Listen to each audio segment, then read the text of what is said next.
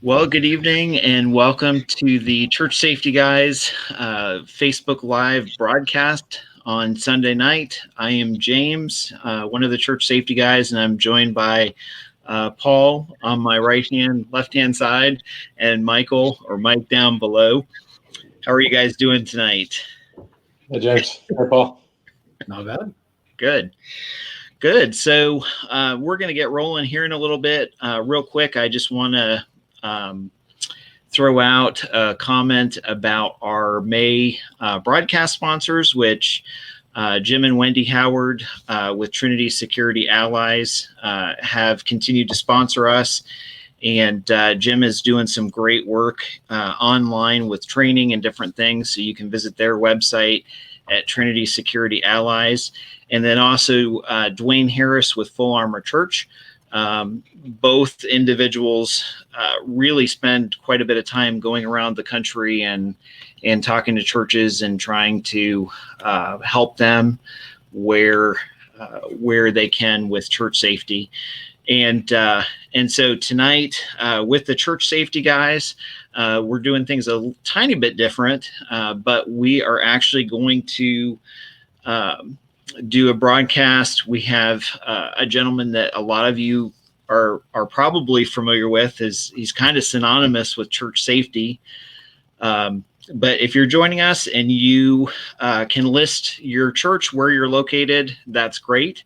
And if you see this down the road, because we'll be replaying it through the week, you're welcome to post where you're from, and that kind of gives us an idea of where our folks are listening and that sort of thing. So tonight, one person that's on the broadcast, we are going to draw their name after the broadcast, and we'll actually be giving away a copy of the book, Keeping Your Church Safe. And this is written by Ron Aguiar. And then we'll also, to that same person, we'll be giving away a copy of War Ready, which is the 31-day devotional that Paul and I put together for safety teams and volunteers. So we'll be giving those away, and then stay tuned for the rest of May. You know, if you're with us on the live broadcast, then we will be giving away different resources and stuff like that. But feel free to reach out to us, the Church Safety Guys. We are a nonprofit organization, and our mission and goal, sometimes I forget it with all the other stuff going on. But if you're new to the Church Safety Guys, our mission and goal is to train, equip, and disciple churches and church safety teams specifically, so that they can get established and work in protecting the saints. So I don't want to cut into our time too much. Go ahead, Paul. You wanted to say something? I just had a quick comment. Something that we're going to be doing, and Mike Scully's helping us out with this, is we're going to have a recommended reading book of the month. So that's coming soon, and it's going to be suggested reading for that month. And if you guys want to jump in, it's going to kind of be like War Ready, but just for your mind. So anyway, that's coming soon. Just wanted to plug that a little bit. Sweet. Did you want to add anything, Mike? No, you actually mentioned some of it. I've dropped a couple of the links into the broadcast thread there, so feel free and hit those up, our sponsors, as well as our website, and the link to the devotional that James mentioned. Sweet. Thank you, sir. All right. So I'm going to go ahead and bring in Carl Chinn. Carl is in the background here outside in a electric storm. Yeah. I make some mistakes once in a while, and I thought it'd be nice to go outside tonight. Part of the reason is we've got great songbirds here, and we've got magpies too, so you might have to just pardon me for a moment while I shoot a magpie. But oh, that's awesome. So if I do, it'll be the first time it's happened on your podcast, won't it? Yeah, we've never had a live fire exercise on the show, so. Hey, you know what? There's a first time for everything, right? Yeah. What could possibly go wrong? As long as there's good trigger safety, then we're all set. Yeah. Yep. Well, I've got my favorite AR here too. Got a antique rifle. Gen 1. Model 1873 Winchester, if you can see it there very well. And serial number 26,700 something. That's my favorite AR right there. There you go. It's probably built better than an AR. They were pretty well built. That thing will still cycle the old 4440s. So. And Nice. and use that when you go to church for your church safety team? No, this is my everyday carry right here. This is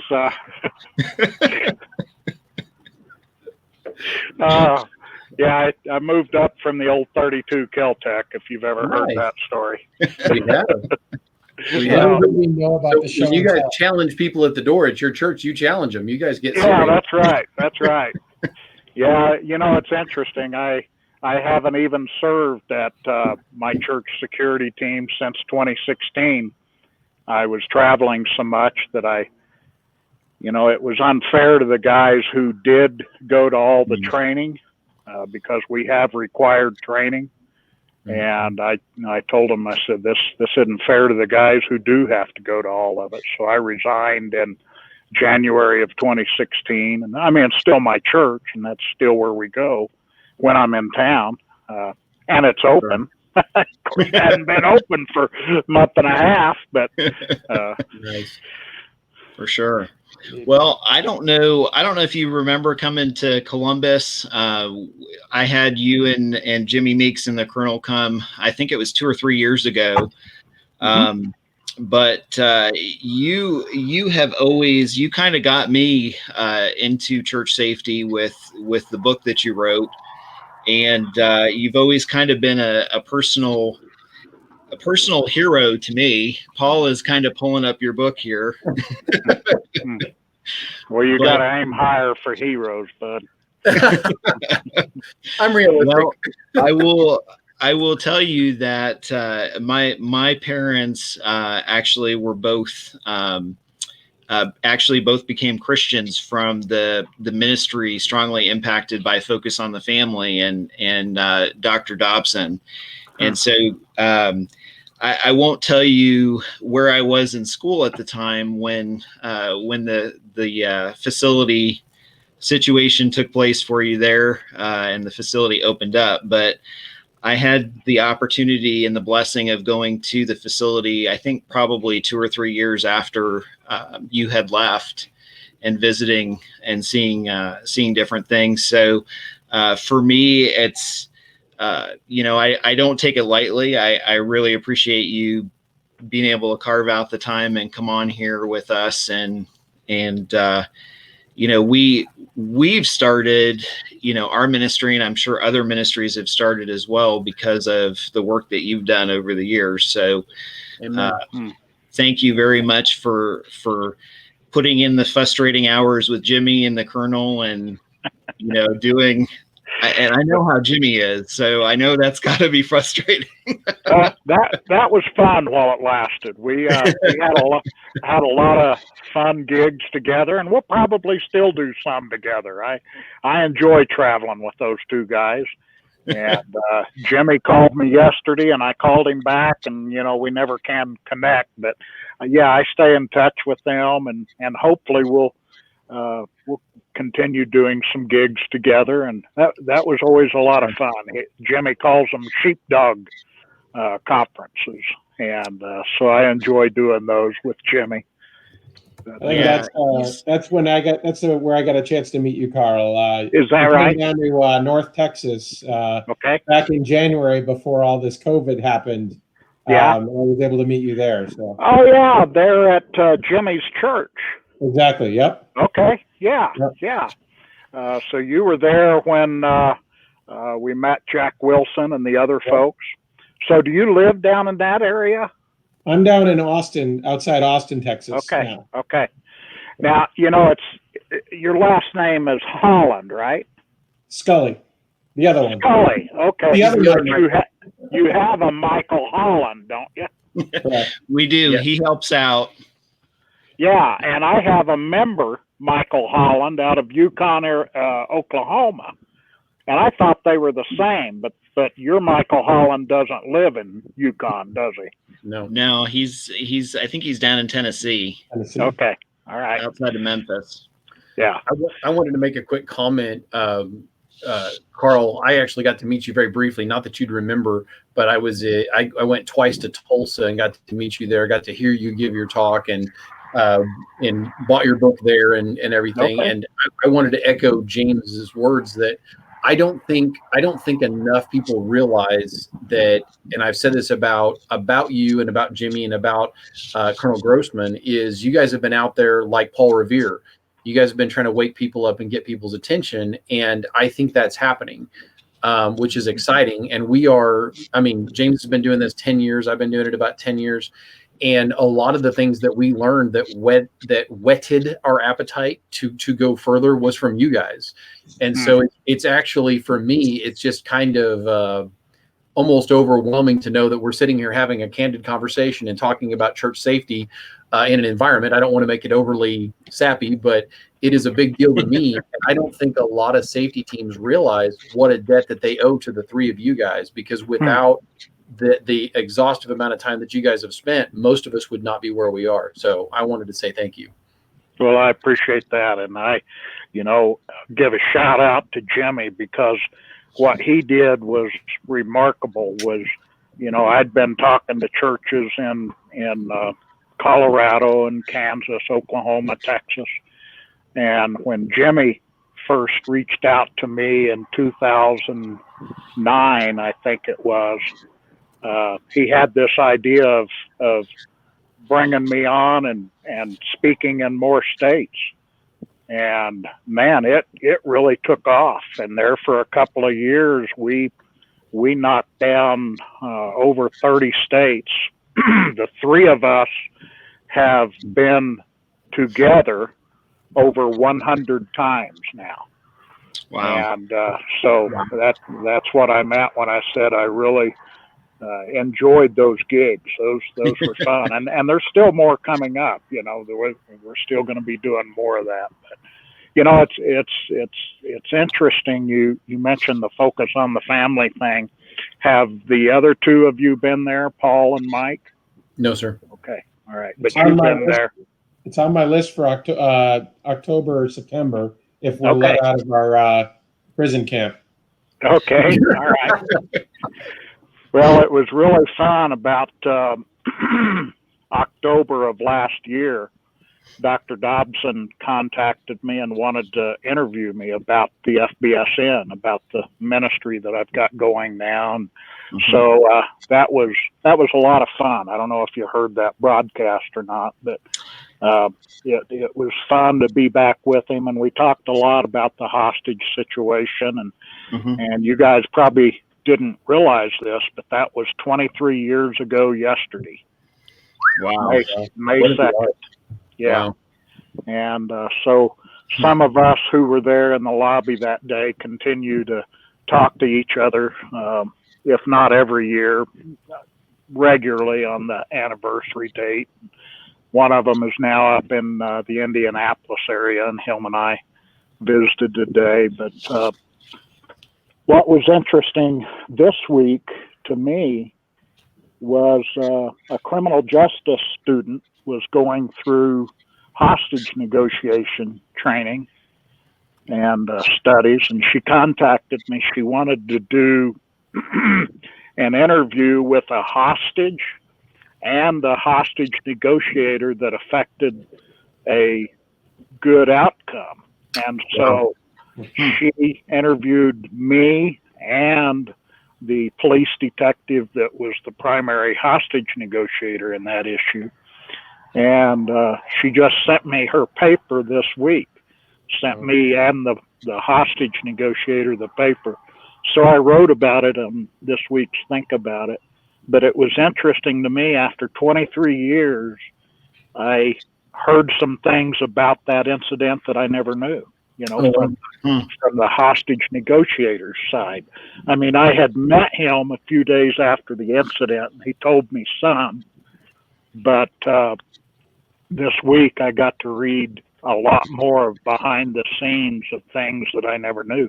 And that same negotiator was also involved in the infamous Texas 7, if you remember them, Mm-hmm. the prison break guys out of Huntsville, killed the officer in Irving, Texas, and then hid out in Colorado posing as a Bible study group.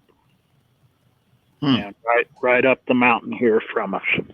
And a friend of mine was there on the takedown, but it was interesting that the hostage negotiator that affected the good outcome at Focus on the Family was also involved in that. Small world. Yeah, it is. I wouldn't want to paint it. I said it's a small world, but I wouldn't want to paint it. No.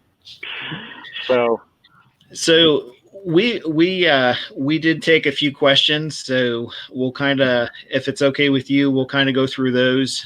Folks sent us questions, and I know Paul and Mike have questions they want to throw your way as well. But probably one of the biggest questions that we've gotten.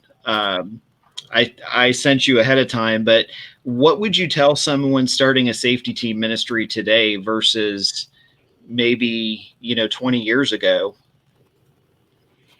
Well, it's interesting. When we started the program there at Focus on the Family, that was 1995 it even goes back further than that.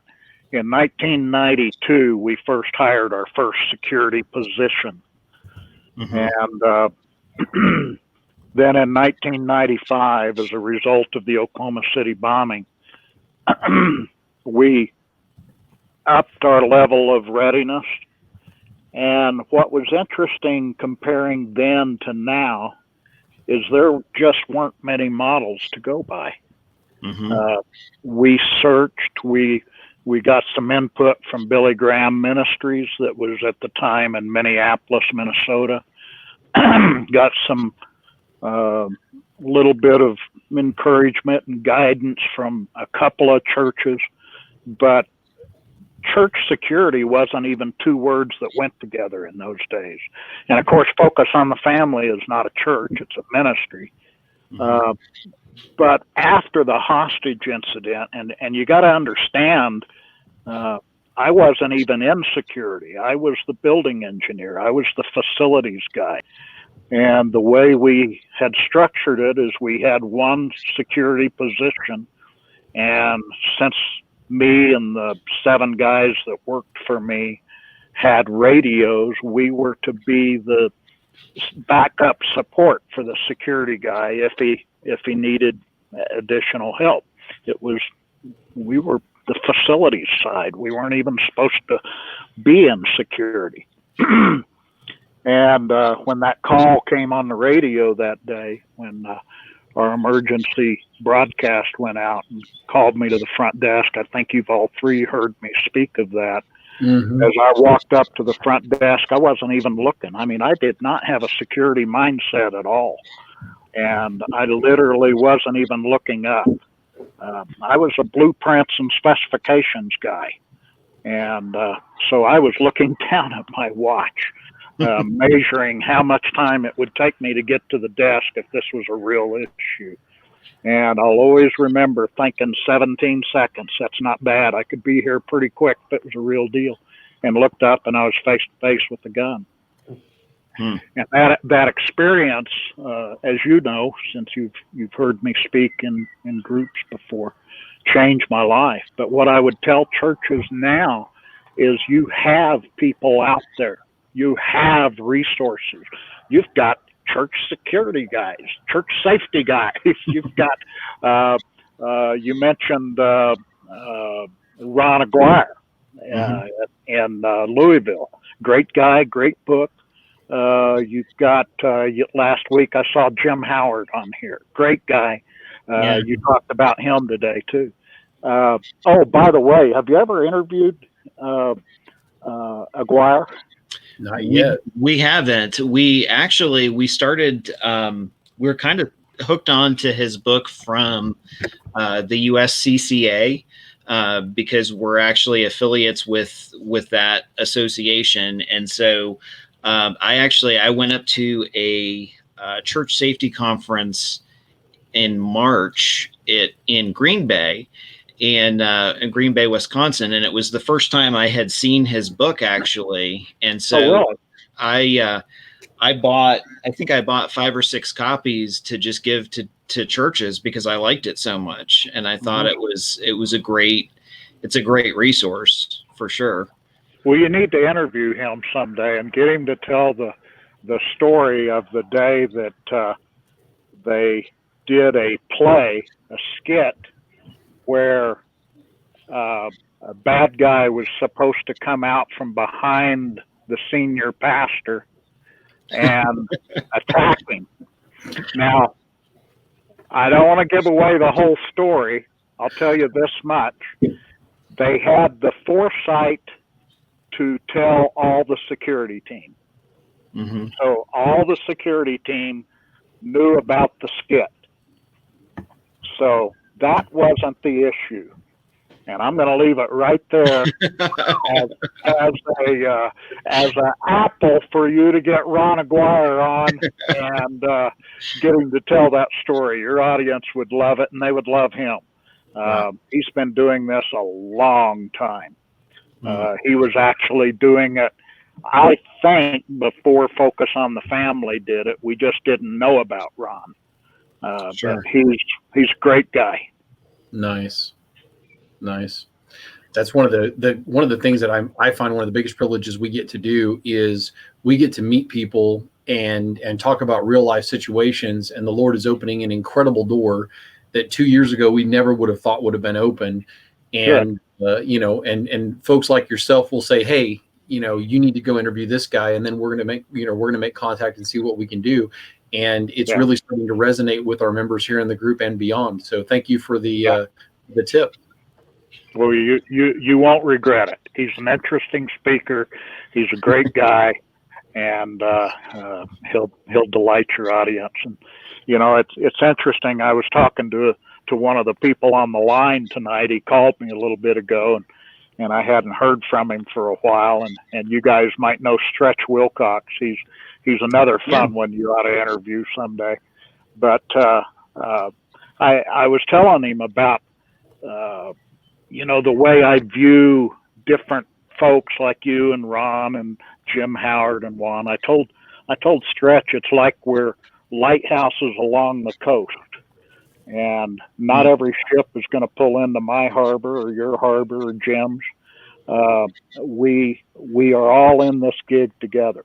I like it. And we're all trying to make churches and faith-based organizations safer. And that's one reason why I appreciate what you guys are doing. I have to admit, I'm terrible, but I had never even looked at your website until today. So I got on there, and I like what you're doing. Who was it? I was crying. You mentioned Stretch before. I think he messaged us and said he was your biggest fan. Is that correct? Have you seen Stretch? He sent when we posted in the group. I think he shared a picture of the two of you, and oh yeah. And if you can screen share that, you should. He's actually he is online. He's on with us. Oh, he is a fun guy. I have a picture of him with Julia Dreyfus. He does a lot of executive protection. And you talk about a funny picture. You need to see Stretch Wilcox next to Julia Dreyfus. I mean, I look up to Stretch like this. And I think Julia Dreyfus probably needed a stepladder to get him to hear her. He's just a great guy. So yeah, but that is a true fact. I was visiting with a guy several years ago who is extremely competitive in all of this. And as he was talking, I told him, I said, you sound, I said, the way you're talking about every other church security guy would be like hearing Dr. Dobson complain about Billy Graham. But I don't get this. And Sure. he said, well, I make my living of this. Well, yeah, I get it. I know that. Mm-hmm. But at the same time, we're all going to reach different people. There's a lot of meat on that bone. Yeah, that's right. There is. I was just thinking that, and I'm just thinking, it's funny because when we started this group, it really wasn't like we started the group as just a resource, a group for people to go and share best practices and that sort of thing. And, it's just really God has blessed it and grown it from that to, now to the point where, we've just gotten to know people and meet some great folks. And, we're all trying to do the same thing, the same ministry. And that's kind of been our emphasis. We've looked at folks that are doing it from more of a nonprofit standpoint and that really have more of a, more of a ministry mindset than necessarily a tactical mindset.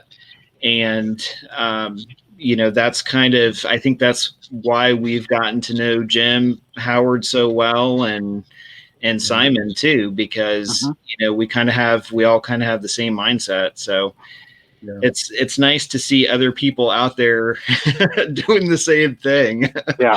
Have you interviewed Simon on your program? Oh, we have.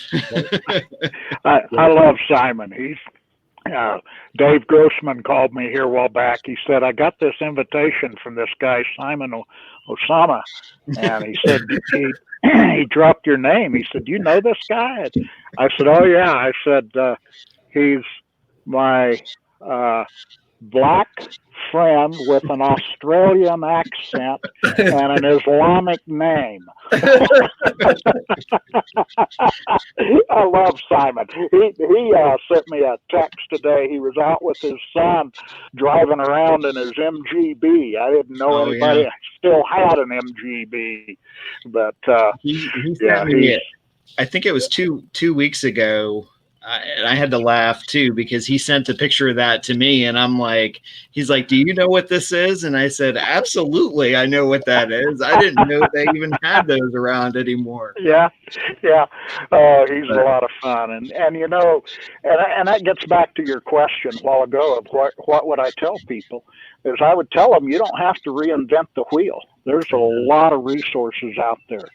And get together with other people. Get together with other people right in your own towns and your communities, because we're seeing coalitions spring up across the country, and that's a really good thing.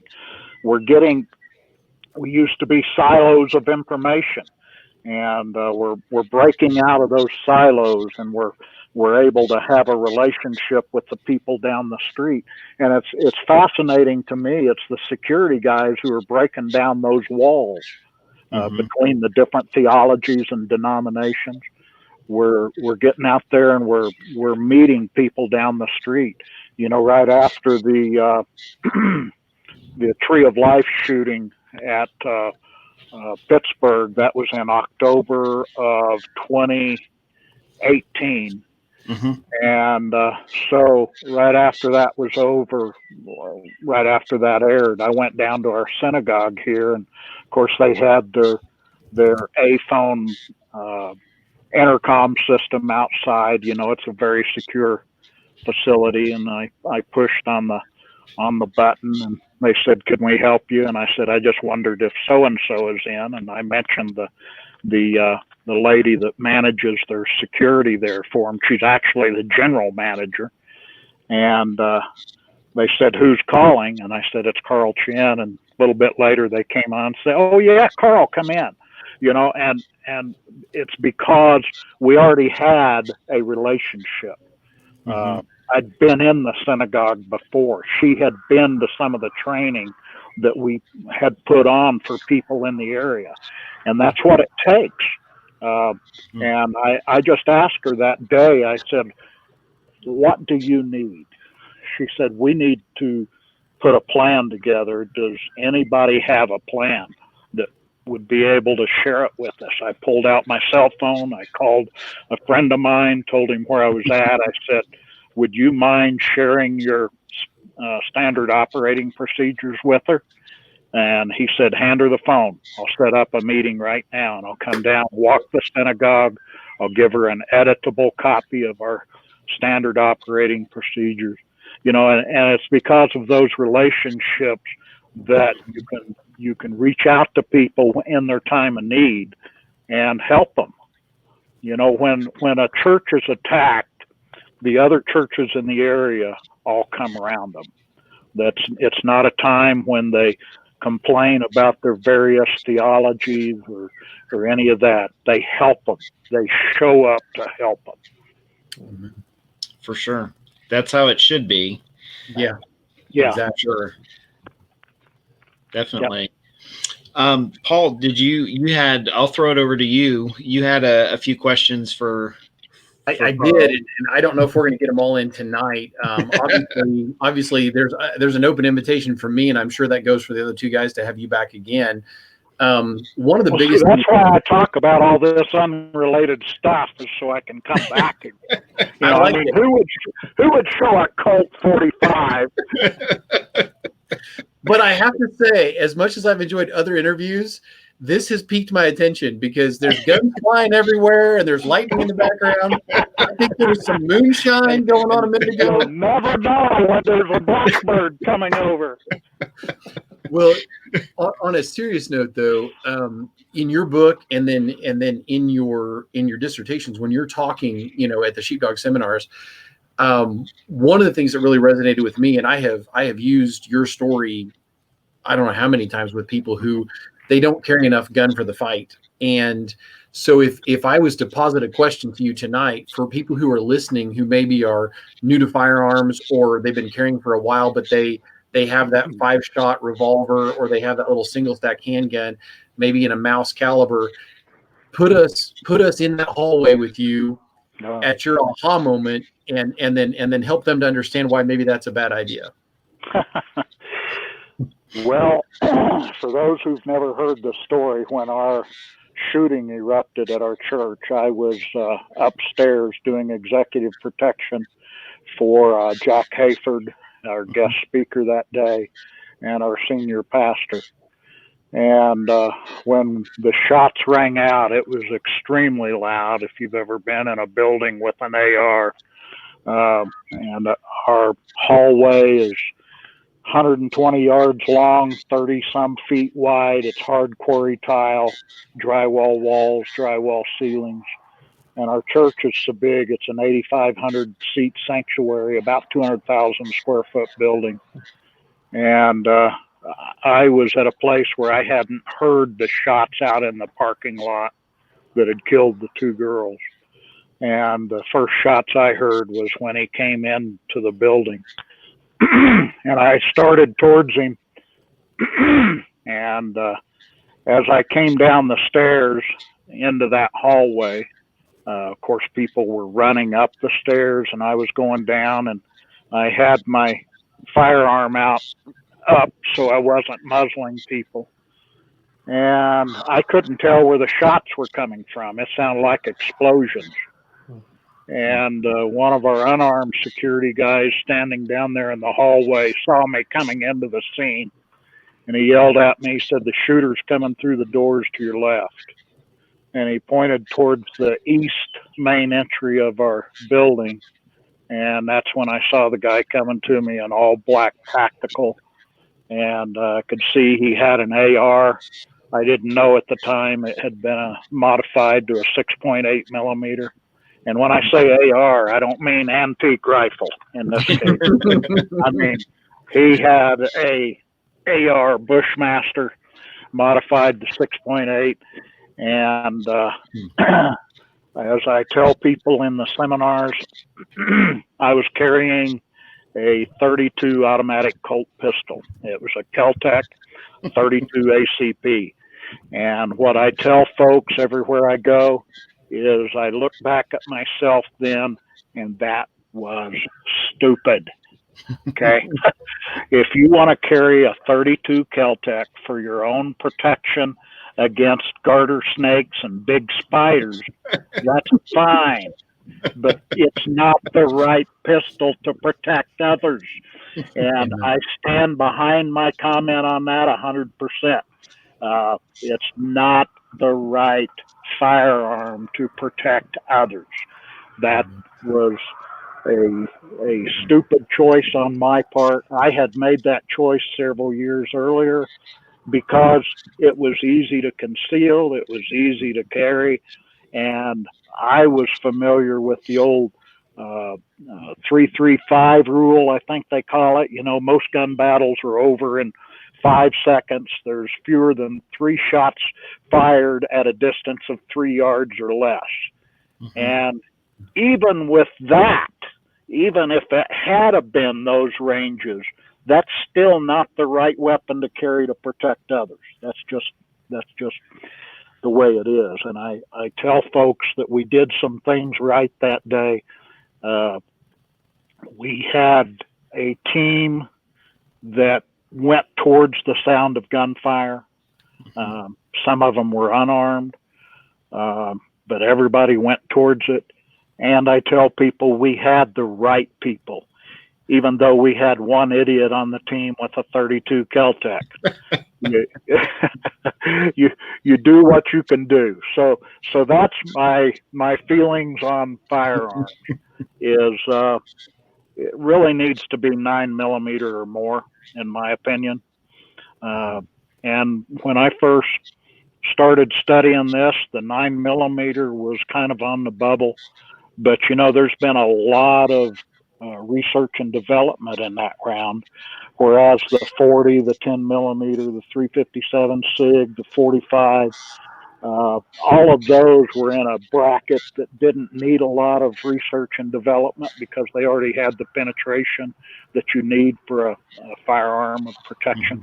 But the ammunition manufacturers were looking at the 9mm and really working with it to get that penetration and spread that you need. So I personally don't have a problem with 9mm.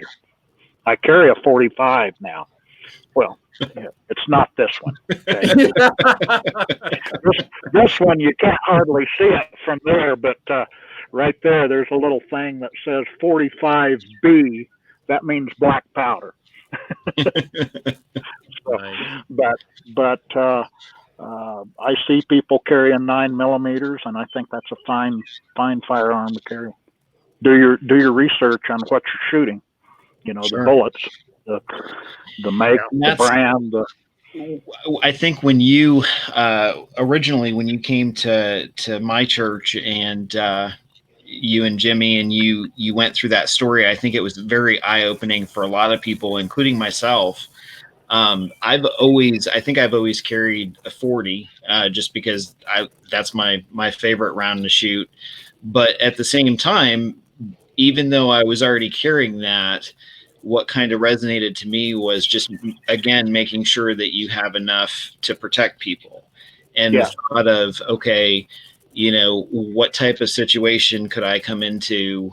Okay, you know, do I have enough magazines? Do I have enough other equipment? You know, enough tourniquets, gloves, all this other stuff that a lot of times I think we kind of forget about. Mm-hmm. But that really kind of resonated with me to go back and look at, you know, what I do for myself and what I carry for myself to adjust it accordingly. Mm-hmm. And I wanted to comment on that because one of the things that really resonated with me was the young lady that stopped the shooter.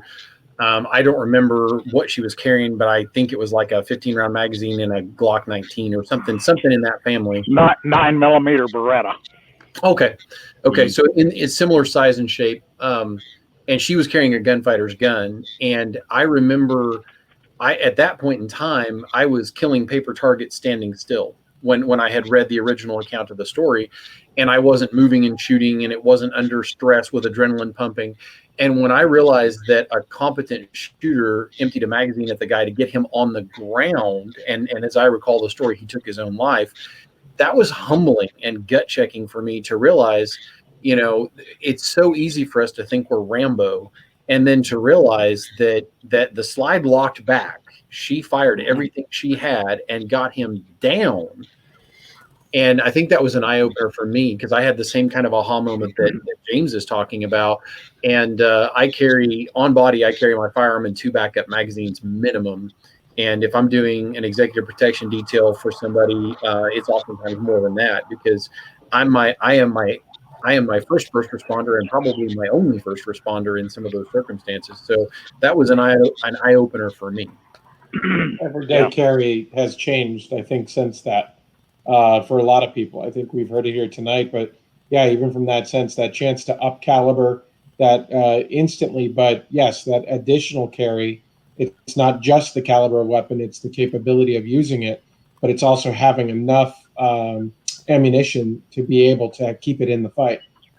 That's right. That's right. Well, Mike, you heard Jack Wilson speak down there in Texas, and he's one of the very few that I've ever heard speak that said, I had the right caliber.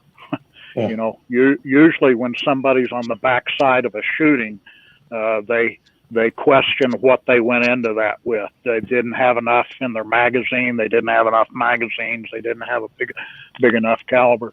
I mean, here was a man who was very confident in his firearm, and he was using a 357 SIG, as you recall. But most of the time, when you talk to people who have not made a career of this, they haven't been in law enforcement, but they're a private citizen who has been called into a security situation, very seldom are they happy with the firearm they went into that with, and even more seldom are they happy with their training. Everybody says they wish they had more training. And I tell people everywhere I go, if you're not training, you're saying it'll never happen here. Amen. That's funny. That's what you say all the time, Paul, is, you never get into a situation and think, wow, I really wish I had, trained not less for this much. Right. Yeah. Yeah, I've been in some scary life or death situations. I have front sight checked a guy's face and was looking at him over my weapon sight. And I didn't think at that moment, gee, I brought too many magazines, or gee, I trained too much for this. Right. And I've trained under stress, which a lot of people have not had the privilege of doing. And training under stress, you get an idea of what you can actually do. And it is the most amazing thing in the world when you are in a real life or death situation, and you get that in a way that, more so even than I do, that a lot of people have never experienced. The blood rushing to your ears, the adrenaline, the narrowing of the vision. And sometimes the thing that we're thinking is completely useless. Like the guy that came up behind you and was trying to get your firearm and didn't have a clue what he was doing and actually put other people in danger. He thought he was helping, and he was not helping. And he probably had never been in a circumstance like that. So anyway.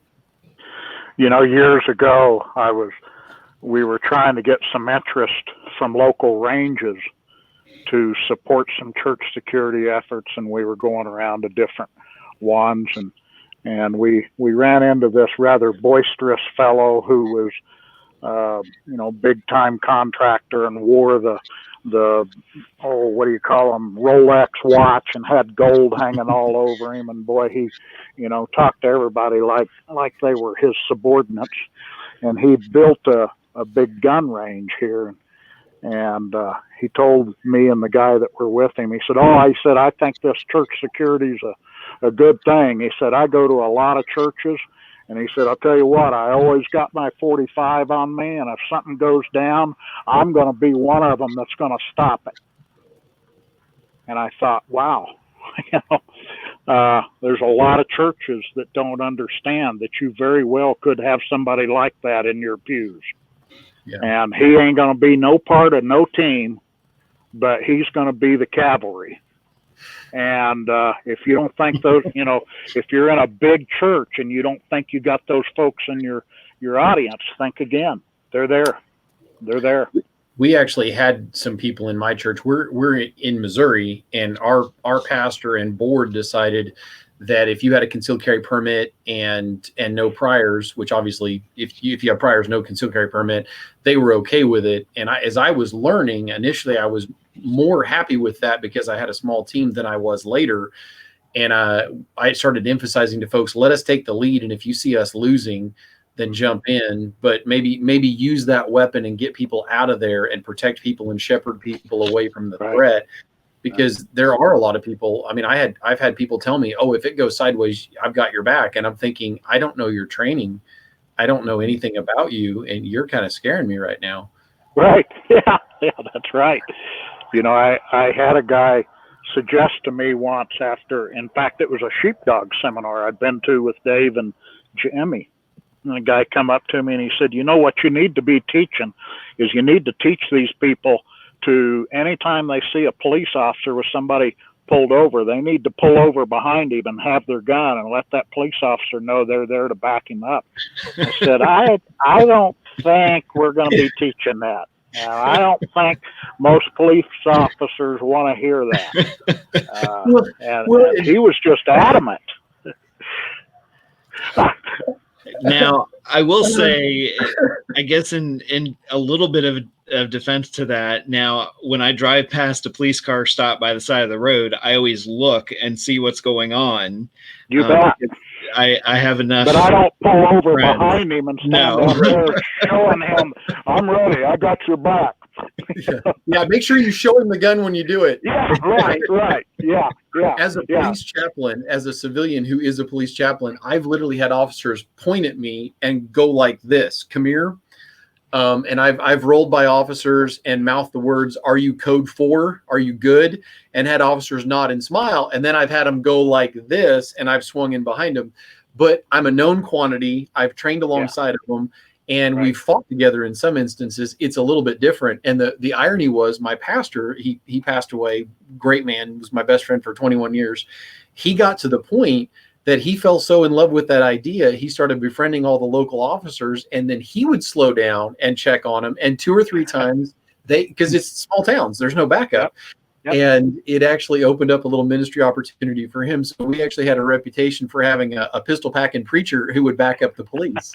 So, and he did. He actually fought one day to protect a cop. So, well, another one that you should interview someday is Stephen Williford, and when you know that name, he's the guy that shot the bad guy in Sutherland Springs, Texas, and when he was out there on the road, he said it seemed like forever before law enforcement got there. And have you heard him tell this story? Mm-hmm. Where he had his AR across Johnny Langford's truck and kept yelling at the guy to come out, and of course the guy was already dead. They would find out later then he'd shot himself. But Stephen said he didn't even hear the police officer roll up behind him, and all of a sudden he hears the guy on the loudspeaker say, "Put down your gun and come out." And so Stephen looked, and he could see that he was looking at the SUV in the field. So Stephen felt like, okay, he's not speaking to me. And then he said he heard him again yell, this time real adamant, "I said, put the gun down and come out of your vehicle immediately." So Stephen said he laid his AR on Johnny Langford's truck, and he started coming around. The guy looked at him and he said, "Not you." So there are times that they recognize that you're there to help them, but I sure wouldn't pull up behind them and show my gun. No. Yeah.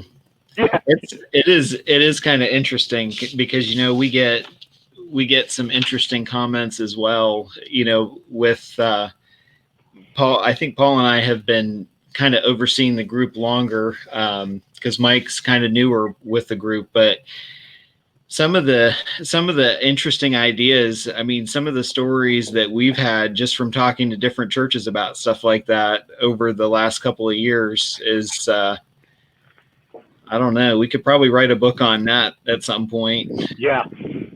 Well, there's a there's lot of times ideas seem like they're a good idea in the moment, and somebody has an idea, and then you start gently helping them. Because I've had ideas before that were awful ideas, and people who had more sense and way more life experience than me went, "Have you thought about what that can end with you in a body bag?" right. Yeah, that's the problem with good ideas. Sometimes they're just not a good idea. Yeah, exactly. So I've got a couple more questions, but James, do we have enough time? Because this might be a big question. Do you have a small question for him, and then we can close and have him back another day? Or Well, I was going to ask him to kind of explain a little bit about FBSN and his ministry and what he does now. I love it. And then, yeah, if you're okay with it, Carl, we definitely need to get you back on here sometime. Oh, I'd love it. I'd love it. But yeah, the FBSN is a nonprofit, as many of them are, and the reason I started the FBSN is because after so many years of doing this and the deadly force incident study and different things of that nature, I didn't want that to all go to the grave with me, and it's not the kind of thing that I could. My wife and I have 5 children. They all have their jobs and their children. We've got 20 grandchildren now, by the way. Wow. Congratulations. We're very blessed. But it didn't, this isn't an empire that I'm building. This was momentum towards what I call this the great endeavor, church security. And so I wanted to start something that could be member owned, that could pass on. I'll be the president for a while. I pray for my successor. Now, I don't pray that he'll come tomorrow, but I wanted something where it could be members helping members, and we're in 43 states now, and in Washington D.C., and that's what it is. The FBSN is a members helping members organization. We've had members sharing different things they're doing for coming back after COVID-19. We've had members talking and posting about the 1-2 punch stuff that we should all be concerned about. Now that we're coming out of this, we need to not let our guard down for, on the West Coast, it's earthquakes, and the Midwest, it's tornadoes. On the East Coast, we're 45 days away from hurricane season. And across the whole country, there's still that element of our society that doesn't like us much, and they're ready to attack. So it's people sharing different things along those lines. And it's just, the FBSN's been fun to watch, the members helping members. Praise God. That's great. Yeah, we've definitely had some conversations. We had Jim Howard was on last week, and we were talking about a lot of the COVID stuff, and we have a lot of churches. That seems to be the big question right now, is how do we open up again, and get back into doing what we're doing. And there's not, there's not a playbook for that. Most of the state governors have said, well, it's a service and you do your own thing, because we're not going to tell you, because you're a religious entity. But like I talked to my pastor this past week, and he voiced the same thing. He's like, there's no direction. It's us trying to figure out. And I said, well, honestly, I'm not valuing your, I wouldn't want to be in your shoes right now, because regardless of opening the doors or not opening the doors, you're going to have somebody that gets mad at you. That's right. Yeah. That's right. Yeah, the anger is unbelievable. It is. Yeah, it's been very polarized, because you have people that are like, stay at home, don't stay at home. And then, like I have said several times to friends, when we first started putting on masks, I said, with the white settlement shooting, everybody in church safety said we would never let somebody in a disguise into our church. And then a month and a half, 2 months later, people are going to be coming in disguises, and you have to be able to read body language. That was a great conversation. Was that with Jim Howard? Yeah. James? Yeah. Yeah, that was a great conversation. Yeah, I watched that. Good. Well, thank you. Yeah. And that was a fantastic conversation with Jim, and it was very Yeah, informative. he got one thing wrong. The guys up in Montana weren't using noodles to space between people. They were using noodles to space their chairs. Oh, So it was just a easy measurement device for spacing chairs. But I couldn't help but laugh when Jim said that, you know, he thought they were using them to space people. But I love Jim's story of what he told the people coming after his daughters as suitors and giving them the glass with the straw. And then saying, I've got your DNA and your fingerprints. I find either on my daughter, I'm willing to go back to prison. I love that. Yeah. Anybody who's a father of daughters or stepdaughters, and I've got 2 stepdaughters, there's a couple young men out there who are terrified of me, and that's a good thing. Yeah. Yeah. Yeah. yeah. I think my kids have. I have three daughters and a son, and most of the kids that hang out with my daughters, at least from church, are very well aware that that their dad is the safety director. Yeah. And then he has access to tools and cameras. Yes. Yeah. I have full property with heavy equipment, so it's always a plus. There you go. There you go. Well, we definitely we really appreciate your time tonight, Carl. We'll go ahead and wrap it up with you. But thank you very much for joining us. Thank you, and thank you for what you're doing for America's churches. Keep it up, guys. I appreciate that. High praise. All right, I will go ahead and pull him out, and then real quick we'll just go back over. So if you have a chance to watch this at a later time, make sure to post where you're watching it from. And I'm not 100% sure on what the schedule is for next week. I don't have let me pull it up here real quick and look at it. It's If my computer. Oh, okay. So on the schedule next week, we have Jim Howard is going to come back on, and we're going to talk about more about training, but also about opening churches back up. Because we've had a lot of you folks contact us and say, how do we deal with the masks? How do we, what's the best way to handle that? So that's going to be our topic for next week. And then the following week is actually May 17th. That's we're going to be joined by John with Gentle Response. Conflict de-escalation training. He has an organization, I believe in Michigan, that they do a lot of de-escalation training, and really, really looking forward to that. I think de-escalation has been probably one of the number one most requested topics that we cover and talk about.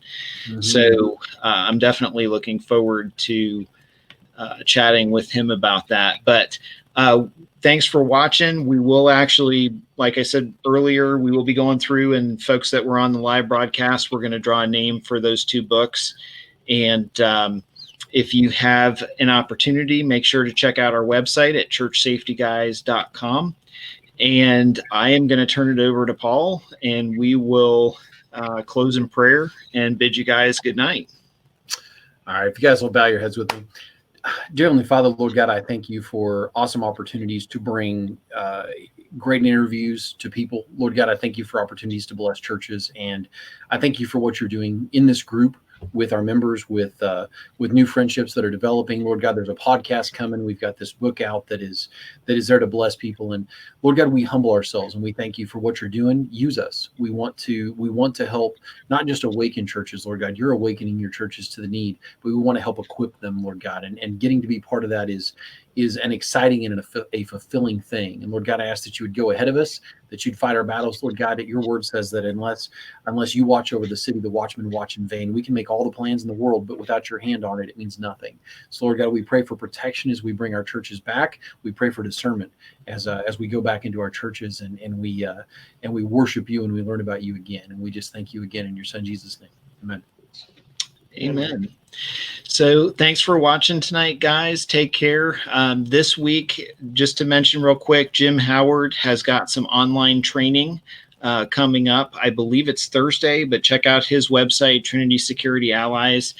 He's doing some more Zoom training on safety, church safety topics and that sort of thing. So he will definitely be, and he's been doing a lot of those Zoom trainings online. I think he usually does on Thursday, but this entire month of May, while churches open back up, he's doing free training online because he can't get out to the two churches. So definitely check out his website, check out our website. There's classes and events coming up locally. And if you know of an event coming up in your area, feel free to shoot us a message so we can put it on our website so others can see and register for that as well. So take care, guys. God bless. We will talk to you next week.